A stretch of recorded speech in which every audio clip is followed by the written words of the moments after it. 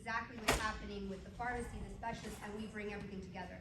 We monitor everybody who has gone to the hospital or is at risk of going to the hospital, and we really try to circumvent that.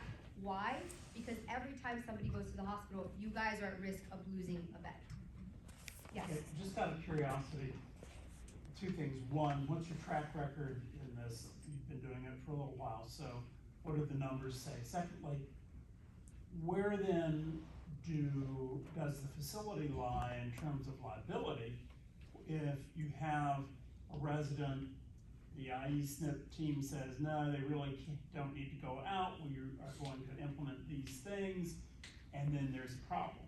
So that's an excellent question, and we are working a lot in terms of a hospital diversion program, which is one of the announcements that I was going to make. But to make something very clear, our team does not actually treat. So we are the ones that coordinate with the doctors. So your PCPs, or the PCPs that come and serve your members, as well as anywhere else that you send them to, have autonomy in the decision of what goes into taking care of your member. Okay. We are just really the ones coordinating. But physicians are notorious for being rather strong-headed at times. And now, I mean, they barely respond to a consultant pharmacist asking for a medication change or a review. Yeah.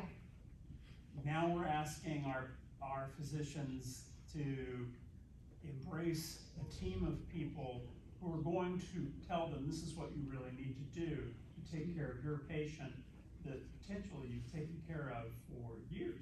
Yeah. So what we have noticed is, so we have an entire team that really handholds the PCP, and we just give them information, right? How to better serve their members, how to better serve their patients, because they do not have all the access to the data that we do. We are the only ones who really have a holistic picture, no matter how much they're accurately taking care of the patient. Because they may not see what happened, what therapies they're receiving, all their complete list of medications, all the hospitalizations, if there was a psych incident. We are really the ones that bring that together and present the information. So the reason why you'll notice that we have an RN versus an NP model, which is very typical for ISNPs, is because we believe in giving that care team, the PCP, the autonomy that they need to make those decisions.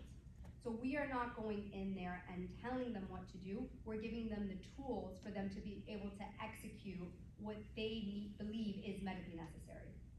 That makes sense. You'll explain later, I'm sure. So Nope, you can go ahead.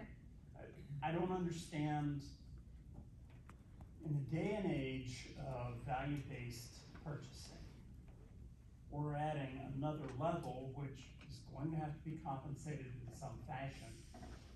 Absolutely, yeah. And we're boosting the overall cost. So we'll get caring exactly, for that yes, person. we'll get exactly into VBP, because if done correctly, you're incentivizing the correct parties, which is gonna have better health outcomes and lower costs. So we're gonna get exactly into what. Okay, and I guess that's where I'd like to see the data, because it just takes one and the lawyers grab hold of it and you're off to the races. So in terms of liability, there is no additional liability that the assisted living facility would have in taking on this kind of model, right? It's really just ensuring that the member has access to care. And if this goes exactly how it's supposed to go, that's pretty much the concept of managed care. So this is only applying to ALFs? This is only applying to ALFs, correct? It's the iSNP that applies to the SNP. Correct, Got it. correct.